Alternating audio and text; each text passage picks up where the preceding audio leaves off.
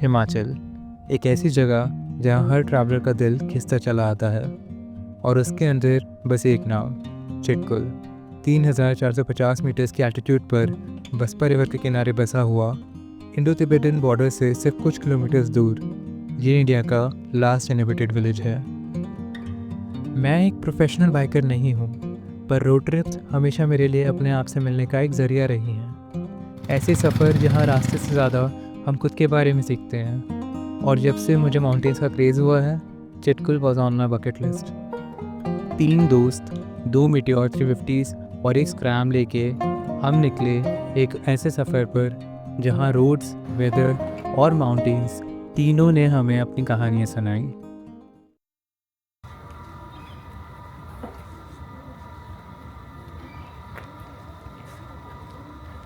तो शुरू से शुरू करते हैं। यह है हमारा डे 1। प्लान सिंपल था, सुबह 5 बजे चंडीगढ़ से निकलना, शिमला को बाईपास करते हुए रामपुर के रास्ते लगभग 350 किलोमीटर दूर सांगला 12 घंटे में पहुंचना। Simple, right? कम से कम हमें तो लगा था।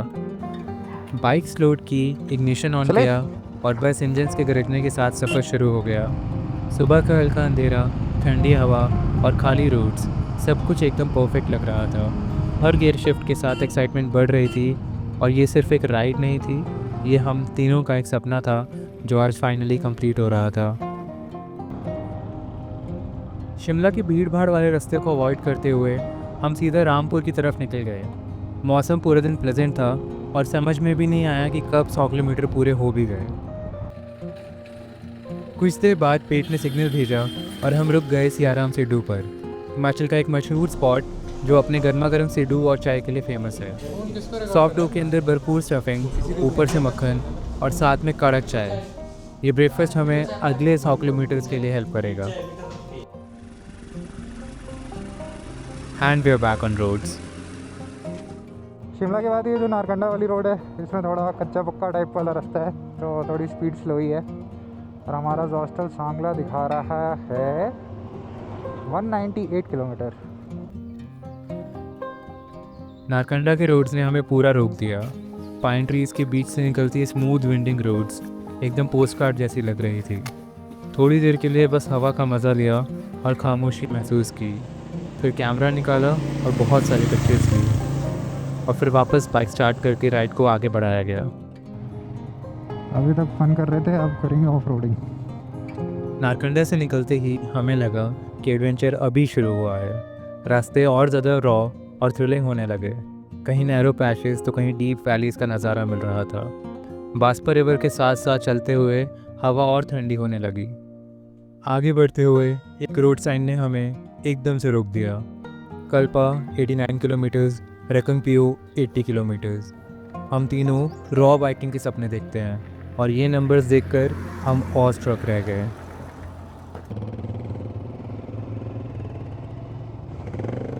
और हमें पता भी नहीं था कि कुछ ही देर में एक और चीज़ हमें ऑ स्ट्रक कर देगी। द माइटी किन्नौर कैलाश द्वीप। रकंगपियो के एंट्रेंस पर यह ग्रैंड गेटवे खड़ा था, अपनी शान और किन्नौर के रिच कल्चर के एहसास दिलाता हुआ। दूर पीछे दिखते स्नो क्लैड पीक्स का नज़ारा बस हमारी यादों में हमेशा के लिए बस गया।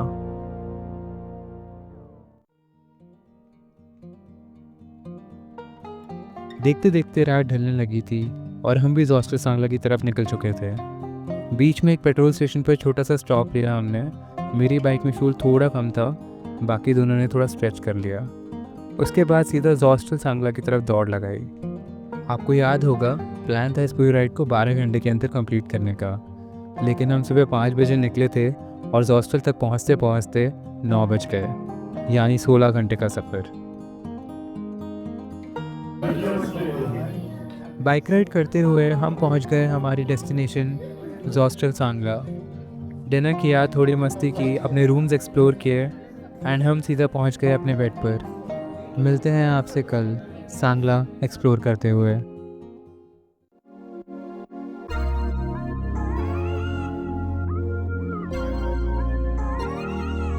सांगला वैली 2600 मीटर्स के ऑल्टीट्यूड पर बसा एक छुपा हुआ ट्रेजर। यहाँ आते ही लगता है जैसे कि लाइफ ने एक रिफ्रेश बटन दबा दिया हो। एक तरफ बास्पा रिवर का क्रिस्टल क्लियर पानी, दूसरी तरफ स्नो कैप्ड पीक्स और बीच में एप्पल ऑर्किड्स। ये सब एक सीनरी जैसा लगता है। एयर क्वालिटी इतनी फ्रेश कि अगर यहाँ के ऑक्सीजन सिलेंडर बिकते तो सिटी वाले सच में बल्क में खरीदते। हम सुबह उठकर हॉस्टल सांगला में ही थोड़ा एक्सप्लोर करने लगे। Wooden interiors, cozy common area और एक छोटी सी बालकनी जहाँ से बास्पा रिवर की आवाज़ क्लियरली सुनाई दे रही थी। वॉल्स पे ट्रैवल कोट्स, कॉर्नर में बोर्ड गेम्स और एक शेल्फ भर के ट्रैवल बुक्स। ये जगह सिर्फ रात गुजारने के लिए नहीं बल्कि एक पूरा दिन एक्सपीरियंस करने के लिए थी। ठंडी हवा, गर्म चाय का कप और सामने स्नो कैप पीक्स। बस ऐसा लग रहा था लाइफ का मीनिंग यही है। और इसी पीसफुल सुबह में हमें रियलाइज़ हुआ कि सांगला वैली को पूरा दिन एक्सप्लोर करने का प्लान कितना ज़्यादा सही था, क्योंकि ये वैली सिर्फ एक स्टॉप नहीं, एक फुल डे एडवेंचर डिजर्व करती थी। यहाँ का एक हिडन प्लस पॉइंट भी है, network coverage is surprisingly amazing. मैं तो अपना ऑफिस का काम भी यहीं से बैठ के कर रहा था। अगर आप रिमोटली काम करते हो तो ट्रस्ट मी, एक बार यहाँ से वर्क फ्रॉम माउंटेन ज़रूर ट्राई करके देखना, आपका माइंड ज़रूर फ्रेश हो जाएगा। Welcome back to the roads of Sangla. Office का काम निपटा लिया, कॉफ़ी ख़त्म करी और अब टाइम है थोड़ा लोकल सांगला को एक्सप्लोर करने का। पहला स्टॉप कामरू फूड।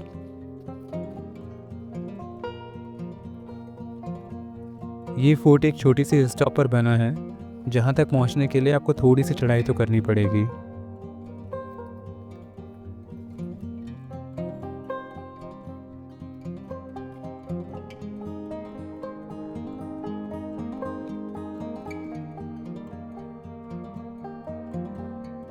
टाइम भी तो यहाँ पे बहुत भीड़ थी ना, पूजा वूजा हुई थी। ऊपर इस सांगला में होता है। ऊपर ये कामरू है ना, हाँ, वो ज्यादा भीड़ भाड़ सांगला में था, यहाँ तो कम कम होती है।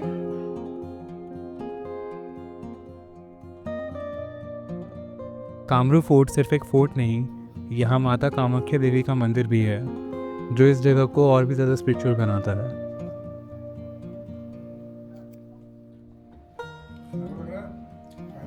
हमें बहुत ज़्यादा भूख लग रही थी, तो हम डायरेक्टली लोकल मार्केट से मोमोज खाने चले गए। मोमोज फिनिश करके हम निकल पड़े बटसेरी की तरफ, एक छोटा बहुत ही पिक्चरेस्क हिमालयन विलेज जो अपने ट्रेडिशनल वुडन हाउसेस और स्टोन पेव्ड लेन्स के लिए फेमस है। यहाँ का पूरा फील एकदम ओल्ड वर्ल्ड हिमाचली है, जैसे टाइम थोड़ा स्लो हो गया हो। विलेज के बीच में एक छोटा सा टी स्टॉल मिला, वहीं रुके गर्म चाय ली। मैंने थोड़ा ऑफिस का काम भी निपटा लिया। हाँ, बटसेरी में भी नेटवर्क सरप्राइजिंगली बहुत अच्छा है। फिर बास्पा रिवर के पास गए और वहीं से कुछ ड्रोन शॉट्स लिए। ऊपर से टर्कोइज पानी और सराउंडिंग ग्रीनरी एकदम मेस्मराइजिंग लगता है।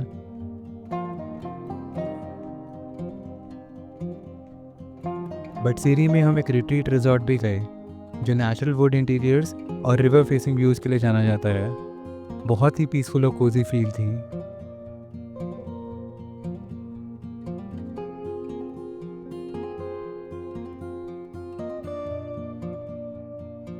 ऐसा लग रहा था जैसे नेचर के बीच एक लग्जरी कॉर्नर मिल गया हो।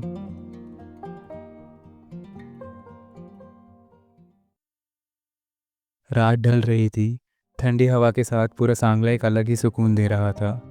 हम अपने अकोमोडेशन वापस आ गए थे, थोड़ा रिलैक्स किया और बैठकर बनाने लगे डे 3 का प्लान। सांगला से निकलकर अक्षम की वैलीज और फिर चिटकुल का सफ़र।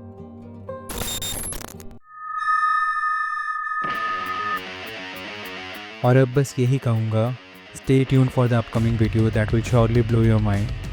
डे 3 एंड डे 4 में होगा अक्षम का ड्रीमी लैंडस्केप एंड चिटकुल का लास्ट विलेज का चार्म, और एक ऐसा फाइनल डे जो पूरे ट्रिप का मूड बदल देगा। एडवेंचर अभी बाकी है। अगर आपको ये वीडियो पसंद आई है तो ज़रूर चैनल को सब्सक्राइब करें and share it with your loved ones.